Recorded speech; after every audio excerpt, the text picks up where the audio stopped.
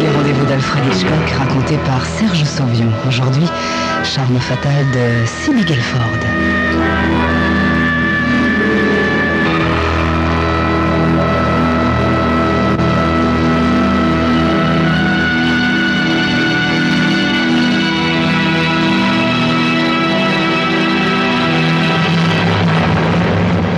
La bouteille de whisky est à présent moitié vide, alors qu'elle était pleine tout à l'heure quand il l'a apportée à la maison.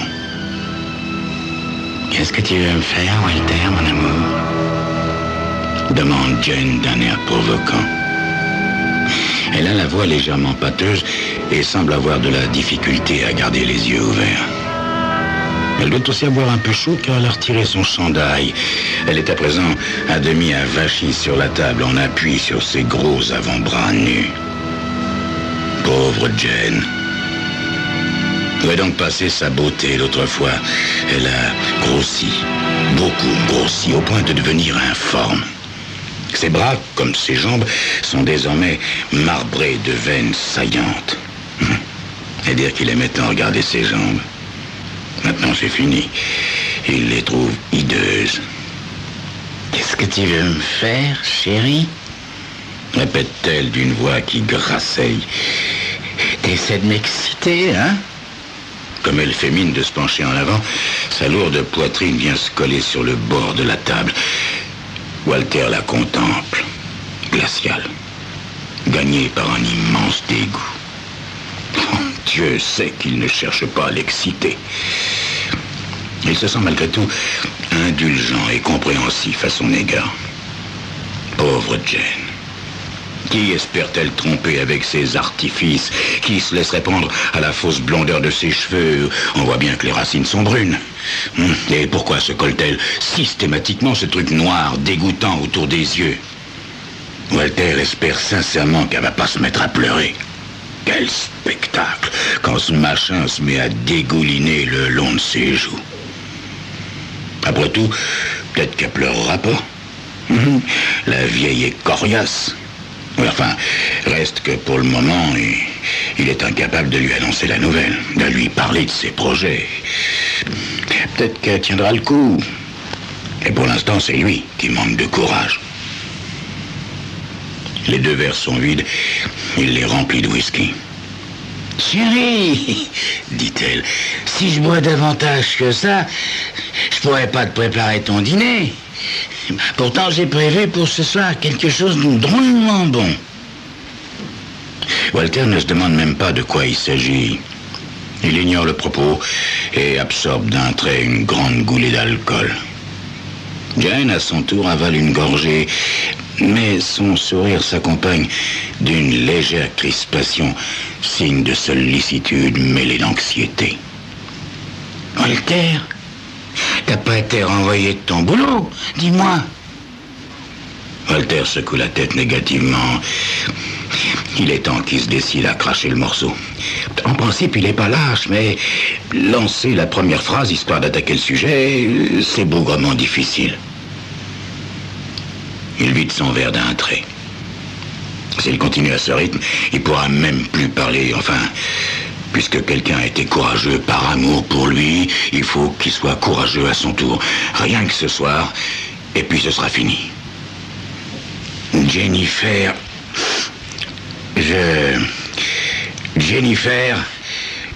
je quitte cette maison. Elle lève vers lui deux grands yeux étonnés, le visage brusquement animé de tics nerveux. Elle le croit sans doute ivre. Non, je suis pas sot, Jennifer, insiste-t-il, agacé par son expression incrédule et retrouvant son courage à mesure qu'il parle. C'est la vérité. Je vais quitter cette maison. Je vais te quitter, Jennifer. Ce soir même. J'aurais pu te téléphoner pour t'avertir ou même j'aurais pu t'envoyer une lettre, mais je te dois mieux que ça, Jennifer. Alors j'ai préféré t'annoncer ça en face. Elle est stupéfaite. Ses lèvres tremblent. Les traits de son visage viennent de s'affaisser. Elle commence à le croire. Et qu'est-ce que je t'ai fait, Walter? Qu'est-ce que tu me reproches? Rien, Jennifer, rien, tu m'as rien fait. Je te reproche rien. T'es une femme épatante, Jen. Je l'ai toujours dit, hein. Y a pas meilleur que toi. T'es une femme gentille, fidèle. Oui, mais tu veux me quitter? Proteste-t-elle, cherchant désespérément à comprendre. Oui, Jen, je pars. Mais où vas-tu? Il n'a pas très envie de lui répondre. Pourtant, il doit lui communiquer ce détail. De toute manière, elle le découvrira tôt ou tard. Peut-être même qu'ils se reverront, d'ailleurs de temps en temps. Il y a une autre femme dans ma vie. Une autre femme, Walter? Sans expression, le regard de Jen n'exprime encore ni colère ni chagrin. Une autre femme, Walter? Mais qui c'est? De qui il s'agit? Et comment qu'elle s'appelle? Doris Taggart. Doris? Jen s'arrête, le souffle coupé, pendant 1 minute. Walter attend patiemment. Quel coup peut être pire pour l'amour-propre d'une femme, pour l'essence même de sa féminité, que de s'entendre dire qu'elle a été supplantée dans l'affection de l'homme qu'elle aime, hein? Jen finit par retrouver sa voix. Tu veux dire... Tu veux parler de la Doris Taggart que je connais? Hein? Celle qui habite Brandy Lane? Exactement, oui. Jen vide soudain son verre d'un seul coup, mais c'est un geste machinal. Le liquide ne produit d'ailleurs sur elle aucun effet visible. Doris Taggart. Tu me quittes pour aller vivre avec cette femme? Oui, Jen. Tu veux dire définitivement? Oui, Jen. Comment tu l'as connue, Walter? Walter, cette fois, reste, mais il n'a pas à répondre à cette question. Tu l'avais rencontrée chez les Simpsons, hein? Tu l'as revue ensuite au café, je me souviens maintenant, comme tu l'as reluqué. Je pensais pas que t'avais remarqué ça, Jen. Doris Taggart. Mais elle est plus toute jeune, dis-moi. C'est une vieille. T'entends ce que je te dis, Walter? C'est une vieille. En tout cas, elle est plus âgée que moi. Et que toi aussi, Walter. Oui, c'est possible. Elle est plus grosse que moi. Peut-être bien. Et c'est pas une beauté. Effectivement, Jen, c'est pas une beauté. Alors qu'est-ce que t'as fait, Walter? De quoi s'agit-il, hein? Elle est riche. Tu crois qu'elle va pouvoir t'entretenir dans le luxe pendant le reste de tes jours, Walter? Ma foi non, Jen. Je garderai mon emploi et je continuerai à vivre comme par le passé, à faire ce que j'ai toujours fait, aller au bureau le matin et puis... Et rentrer chez elle le soir, au lieu de revenir près de moi. Hein? Et tu veux divorcer, Walter? Hein? Ouais, Jen. Je veux divorcer. Enfin, si t'es d'accord. Jennifer se verse une nouvelle rasade d'alcool et l'avale d'un trait, comme s'il s'agissait d'un simple verre d'eau. Alors, résumons-nous, Walter. Doris est grosse, est laide, est moche et a pas un sou, et pourtant tu la préfères à moi au point de vouloir divorcer. Qu'est-ce qui t'arrive, Walter? T'es devenu aveugle ou t'as perdu l'esprit? Réponds-moi.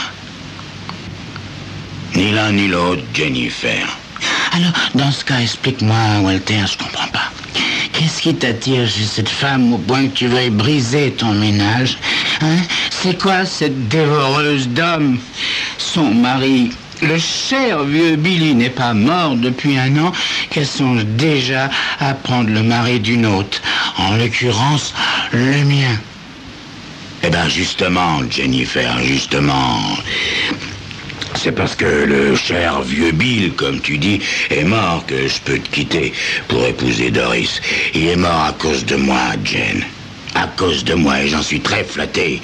Et je t'estime trop, Jen, pour ne pas te dire toute la vérité.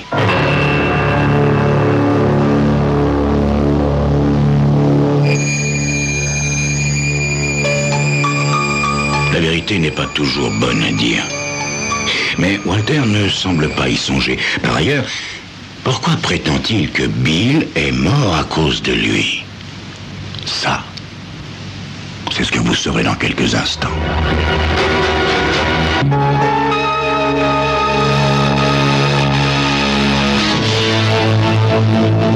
Jen le regarde d'un air déconcerté. À l'évidence, elle ne comprend pas. Walter se décide alors à expliquer. Écoute, Jen, Doris est profondément amoureuse de moi depuis des années. Me demande pas pourquoi, je saurais pas te le dire. Ce qu'elle me trouve, je l'ignore, mais t'as remarqué toi-même qu'elle me reluquait. Elle me glissait aussi un petit mot de temps à autre en cachette. Des sortes d'invites, on pourrait appeler ça. Pour ma part, je me contentais de la traiter de friponne, d'effrontée. T'as pas honte, que je lui disais, de faire des avances aux hommes alors que t'es marié? Et elle me répondait systématiquement, ce ne sont pas les hommes d'une manière générale qui m'intéressent, mais toi, Walter, toi en particulier, et seulement toi. Et finalement, un jour, après l'enterrement de Bill, elle m'a dit autre chose. Bill n'est plus entre nous, mon Walter chéri, qu'elle m'a dit. Je lui ai administré de l'arsenic. Je suis libre à présent. De l'arsenic ? S'exclame Jen. Oui, de l'arsenic, du poison pour les rats, si tu préfères. Est-ce que tu comprends, Jen? Comprendre quoi, Walter? Hein?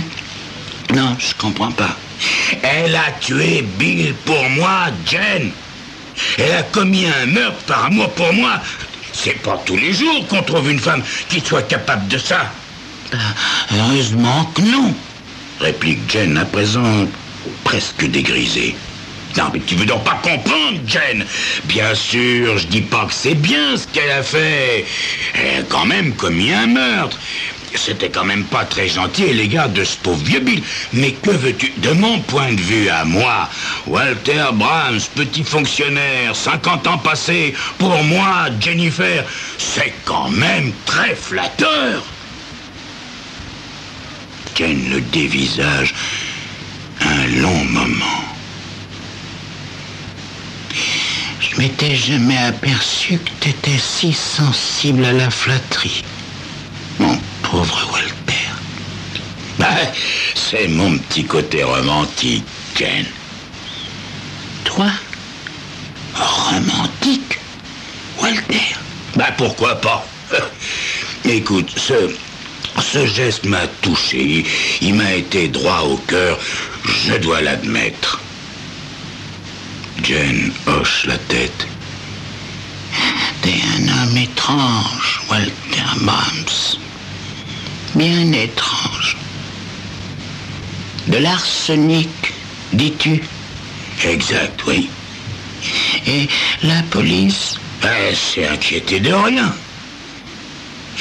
Je pourrais parfaitement lui rapporter tout ce que tu viens de me raconter. Ça ne ferait que te mettre dans une situation désagréable, Jennifer. On considérerait ça comme les divagations d'une femme jalouse. Je nierais tout, bien sûr, et puis Doris aussi. Jen insiste en plissant les paupières. Si on exhumait Bill, on pourrait prouver qu'il a été empoisonné. Walter secoue la tête. Il faudrait déjà que tu parviennes à convaincre la police de le faire, et puis c'est pas si simple. Bill, il est pas mort jeune, tu sais, des gars de son âge qui lâchent la rampe, il y en a des tas. Il souffrait de l'estomac depuis des années. Il faudrait des démarches et des démarches pour obtenir une autopsie, et puis pas seulement des on-dit. Allons, Jen, n'essaie pas de lutter contre. C'est des choses qui arrivent parfois. On cesse d'aimer, puis on aime de nouveau. Tu vas peut-être tomber amoureuse bientôt, à ton tour. Les larmes montent soudain aux yeux de Jen. D'ici un instant, elles vont dégouliner en sillon noir sur son visage. Walter ne veut pas la voir pleurer. Aussi se lève-t-il en hâte de sa chaise, s'avançant jusqu'à la porte vitrée, et il regarde au dehors le jardin sur lequel tombe le crépuscule. Bon, laissons-la avoir sa crise de larmes, pense-t-il.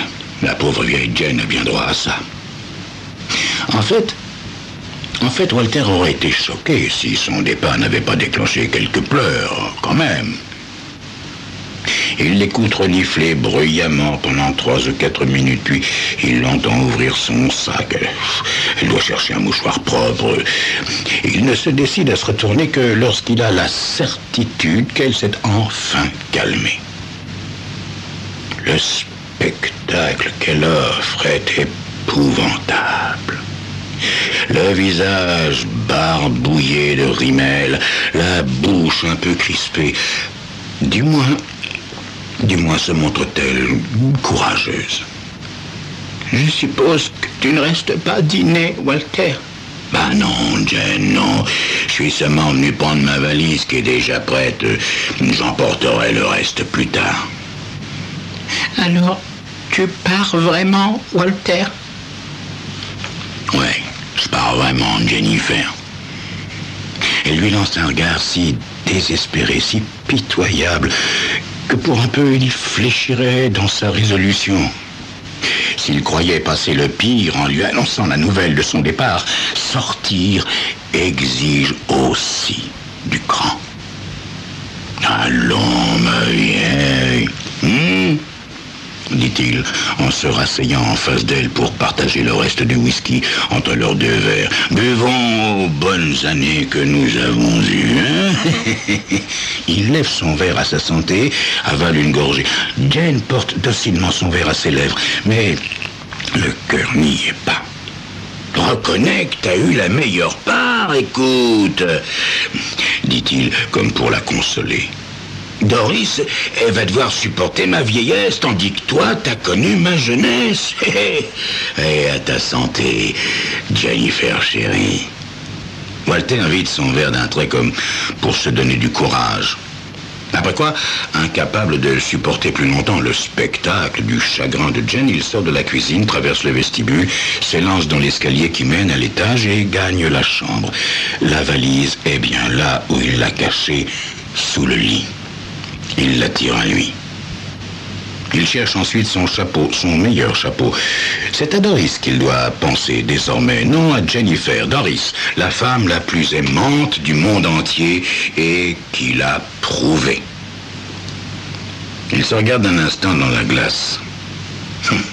Quelle qualité possède-t-il pour attirer l'amour, non pas d'une femme, mais de 2 femmes? Mon Dieu, il n'en sait trop rien. Beau travail, en tout cas, Walter Brahms. Beau travail. Maintenant, en avant. Il redescend. Et c'est au bas de l'escalier que la torpeur le saisit. Laissant choir sa valise, il s'assied sur la première marche, cligne des yeux. Le vestibule lui paraît étonnamment sombre. Il repousse en arrière le bord de son chapeau, mais ça ne suffit pas à améliorer sa vision. Jennifer est là. Il le regarde avec sollicitude. Qu'y a-t-il, Walter, chéri? Hein? Je sais pas trop, Jennifer, je sais pas trop. Elle s'affale lourdement à côté de lui, passe son bras rondelet autour de ses épaules. C'est le somnifère, Walter chéri. Le somnifère, celui que m'a prescrit le médecin aujourd'hui. J'ai versé tout le flacon dans ton verre. Ah. Mais quand est-ce que t'as fait ça, Jennifer? Mais tout à l'heure, Walter chéri, quand tu regardais le jardin et que tu me tournais le dos pour pas me voir pleurer. Je l'avais là dans mon sac à main. J'ai fait assez de bruit avec mes sanglots pour que tu t'en rendes pas compte. Tu comprends, je pouvais pas te laisser partir avec cette Doris, hein? Voyons. Elle a tué un homme auquel elle ne tenait pas. Moi, j'en tue un auquel je tiens énormément. Je t'aime beaucoup plus qu'elle, hein? Qui? Mon petit Walter chéri, endors-toi, mon petit, endors-toi bien. N'oublie jamais, jamais, jamais que je t'aime. Walter peut mourir le cœur content. Quelle qualité possédait-il pour susciter l'amour, non pas d'une femme, mais de deux femmes? Ils n'en sait trop rien. Mais beau travail, Walter Brahms. Beau travail.